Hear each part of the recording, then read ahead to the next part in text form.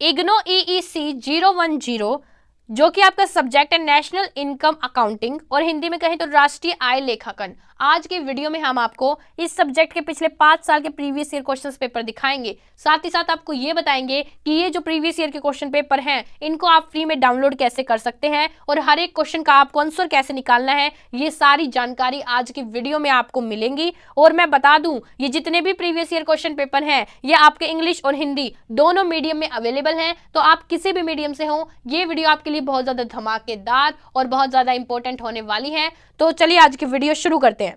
Video शुरू करने से पहले दोस्तों आपको एक बात बता दूं, इग्नो से रिलेटेड जितनी भी इंपॉर्टेंट अपडेट्स होती हैं वो हम आपको व्हाट्सएप ग्रुप पर फ्री ऑफ कॉस्ट प्रोवाइड करते हैं, तो आप हमारे व्हाट्सएप ग्रुप को ज्वाइन कर सकते हैं। व्हाट्सएप ग्रुप का लिंक जो है वो आपको डिस्क्रिप्शन में मिल जाएगा। देखिए दोस्तों, यहाँ पर आपको दिख रहा होगा EEC 010, ठीक है, ये आपका यहाँ पर ये क्वेश्चन पेपर है। जब आप यहाँ पे नीचे जाओगे तो जो इंग्लिश मीडियम वाले बच्चे हैं उनको यहाँ पर क्वेश्चन पेपर दिख रहा होगा और जो हिंदी मीडियम वाले बच्चे हैं उनको यहाँ पर नीचे क्वेश्चन पेपर दिख रहा होगा, ठीक है जी। अब मान लो अगर आपको ये डाउनलोड करने हैं प्रीवियस ईयर क्वेश्चन पेपर, तो आप डाउनलोड कैसे करोगे, तो मैं बता दूं, अगर आपको ये फ्री में डाउनलोड करने हैं उसके लिए आपको इस पेज पर आना होगा, जो पेज आपको स्क्रीन पर दिख रहा है। ये जो पेज है इसका लिंक मैं आपको डिस्क्रिप्शन में दे दूंगी। ध्यान रखना, मैं डिस्क्रिप्शन में लिखूंगी PYQ लिंक और उसके आगे मैं आपको इस पेज का लिंक दे दूंगी। जैसे ही आप उस लिंक पर क्लिक करोगे आप डायरेक्ट इस पेज पर आ जाओगे। जब आप नीचे स्क्रॉल करोगे तो आपको यहाँ पर दिखेगा IGNOU EEC previous year question paper और यहाँ पर आपको सारे लिंक दिखेंगे प्रीवियस ईयर क्वेश्चन पेपर के। ये हिंदी और इंग्लिश दोनों मीडियम में अवेलेबल है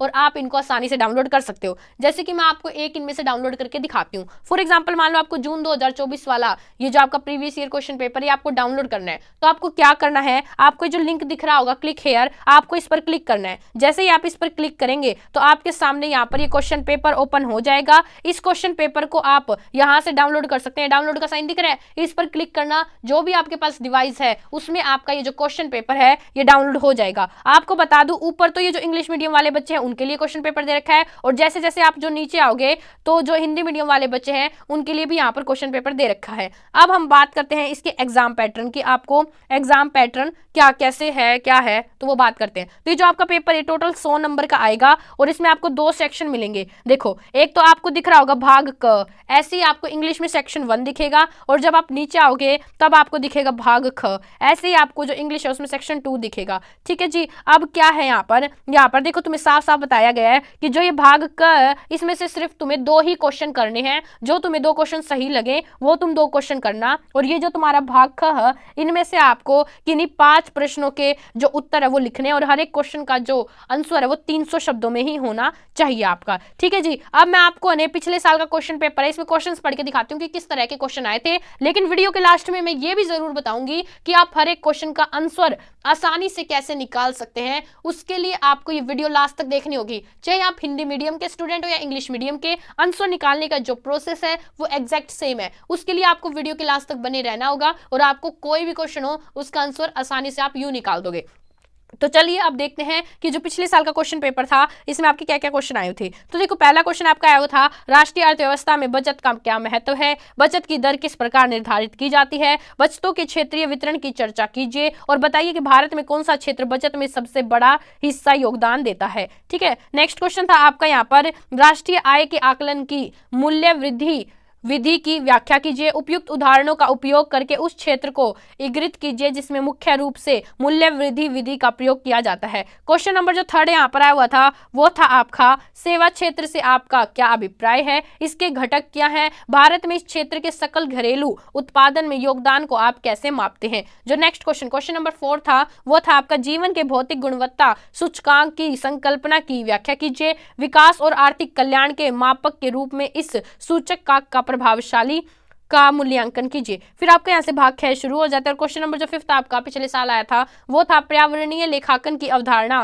की व्याख्या कीजिए, आप पर्यावरण की दृष्टि से सही जीडीपी को किस प्रकार मापते हैं। नेक्स्ट जो आपका क्वेश्चन था क्वेश्चन नंबर 6 वो था आपका हम राष्ट्रीय संपत्ति और राष्ट्रीय पूंजी के बीच अंतर क्यों करते हैं, एक अर्थव्यवस्था के लिए राष्ट्रीय पूंजी के महत्व को उजागर कीजिए। नेक्स्ट क्वेश्चन था आपका राष्ट्रीय आय लेखांकन में सरकारी गतिविधियों के उपचार के संदर्भ में मुख्य मुद्दों पर चर्चा कीजिए। फिर आपका क्वेश्चन नंबर 8 था यहाँ पर आपको किन्हीं 3 जोड़ों में अंतर बताना था, जैसे कि राष्ट्रीय पूंजी और राष्ट्रीय आय में, भुगतान शेष और व्यापार शेष में, कारक भुगतान और हस्तांतरण भुगतान में, भौतिक पूंजी और वित्तीय पूंजी में, बाजार कीमत पर जीडीपी और कारक लागत पर जीडीपी। ठीक है जी। क्वेश्चन नंबर जो 9 था वो था आपका विदेशी प्रत्यक्ष निवेश एफडीआई और पोर्टफोलियो निवेश पीआई स्पष्ट कीजिए, एक राष्ट्रीय के आर्थिक विकास के लिए कौन सा अधिक वांछनीय है। नेक्स्ट क्वेश्चन, लास्ट क्वेश्चन था आपका राष्ट्रीय आय में भारत के असंगठित क्षेत्र के योगदान का अनुमान आप कैसे लगाते हैं, स्पष्ट कीजिए। अच्छा, लास्ट क्वेश्चन ही था, आपके 2 क्वेश्चन और भी हैं यहाँ पर। क्वेश्चन नंबर जो 11 था वो था आपका यहाँ पे आपको 3 अवधारणाओं की व्याख्या करनी थी। ठीक है, पहला आपको दे रखा था आगत निर्गत लेखा, फिर दे रखा था हरित सूचकांक, नेक्स्ट दे रखा था गैर वित्तीय प्रवाह, नेक्स्ट दे रखा था आर्थिक सहायता अनुदान। फिर जो आपका लास्ट क्वेश्चन यहाँ पर था क्वेश्चन नंबर 12 वो था एक अर्थव्यवस्था के प्राथमिक, द्वितीयक और तृतीयक क्षेत्रों के बीच अंतर स्पष्ट कीजिए। राष्ट्रीय आय लेखा तैयार करने के लिए अर्थव्यवस्था में प्रत्येक उप क्षेत्र के लिए आंकड़ों के स्रोतों का वर्णन कीजिए। तो देखिए दोस्तों, यहाँ पर आपको ये सारे क्वेश्चंस मैंने पढ़ के बताए। अब मान लो आपको किसी भी क्वेश्चन का आंसर निकालना है, किसी भी, आप कोई सा भी क्वेश्चन ले सकते हैं। चलिए हम ये पहले वाला ही क्वेश्चन ले लेते हैं। मान लो आपको इसका आंसर निकालना है, तो आंसर निकालने का प्रोसेस क्या है, सिंपली आपको गूगल पर जाना है और सर्च करना है चैट जीपीटी। देखिए दोस्तों, ये चैट जीपीटी टूल है, ये एक एआई टूल है। इससे आप किसी भी क्वेश्चन का जो आंसर है वो आसानी से निकाल सकते हैं। आपको कुछ नहीं करना, आपको जो वो क्वेश्चन है वो यहाँ पर लिख देना है। आप वो यहाँ पर टाइप करके लिख सकते हो, आप वो यहाँ पर बोल कर लिख सकते हो, या फिर आप यहाँ पर इमेज भी अपलोड कर सकते हो। अभी मैं आपको जो मेरा फर्स्ट क्वेश्चन था वो यहाँ पर लिख के दिखाती हूँ।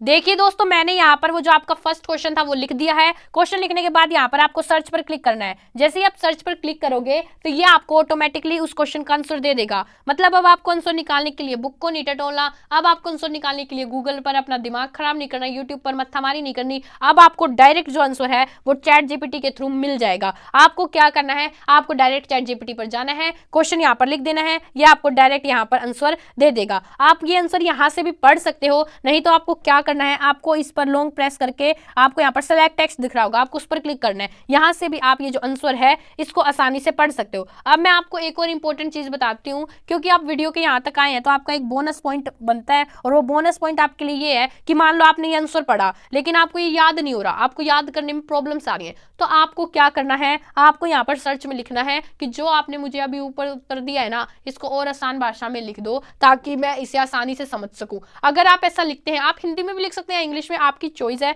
अगर आप ऐसा लिखते हैं तो ये क्या करेगा, जो ऊपर वाला आंसर इसको मॉडिफाई कर देगा और आपको इसे और आसान भाषा में समझाएगा एग्जांपल्स दे देकर, जिससे आपको ये आंसर आसानी से समझ में आ जाएगा, आपको रटना नहीं पड़ेगा, साथ ही आप अच्छे मार्क्स लेकर आओगे। देखिए दोस्तों, एक और बात आपके लिए बहुत जरूरी है, अगर आपके अभी एग्जाम है तो best of luck for your exam in advance.